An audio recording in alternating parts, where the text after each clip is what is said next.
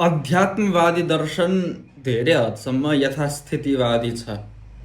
धेरै संसारका अध्यात्मका दर्शनहरूले हामी जुन अवस्थामा छौँ त्यही अवस्थामा सन्तोष प्राप्त गरेर बस्न सिकाउँछ। त्यो शिक्षा उसले दिन्छ, त्यो अध्यात्मवादले। भौतिकवाद भने यथास्थितिवादी छैन। भौतिकवादमा सधैँ रूपान्तरण खोजिराखेको हुन्छ। अझ श्रेष्ठ, योभन्दा श्रेष्ठ, योभन्दा उत्तम के हुन सक्छ भन्ने प्रकारको भाव भौतिकवादमा हुन्छ।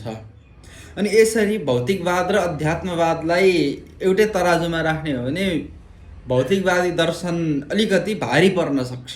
किनभने अध्यात्मवादले त पलायन सिकाइरहेको छ। यता यो संसार अनित्य हो, है, ब्रह्म सत्यम जगन मिथ्या, यो देखिएको दृश्यहरू जे जति सबै छ यो सबै मिथ्या हो, फेक हो भन्ने प्रकारको भाष्य एक प्रकारको छ अध्यात्मवादमा।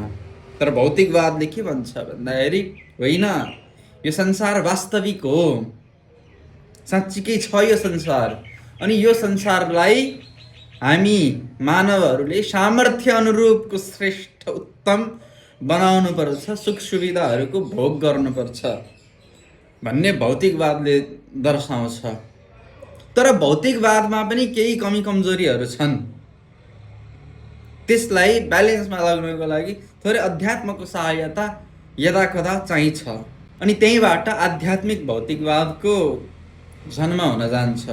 वास्तवमा यो आध्यात्मिक भौतिकवादको समाजमा त्यो रूपमा अहिले जरुरत मैले देखेको त छैन। तर भौतिकवादबाट पनि निराश भएर हामीले गरेको कर्महरूको कुनै सार छैन भन्ने प्रकारको भाव नवीन उत्पन्न जुन भइराखेको छ, त्यो भावलाई चिर्नको लागि, त्यसको चिरफार गर्नको लागि पनि त्यसमा थोरै अध्यात्मवादको सहारा हुनुपर्छ कि जस्तो धेरैलाई लाग्न सक्छ।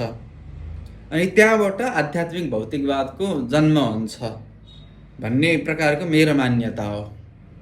अनि यो कारणले गर्दाखेरि किञ्चित अध्यात्मबाट केही कुराहरू हामीले सापट्टि लिनुपर्छ।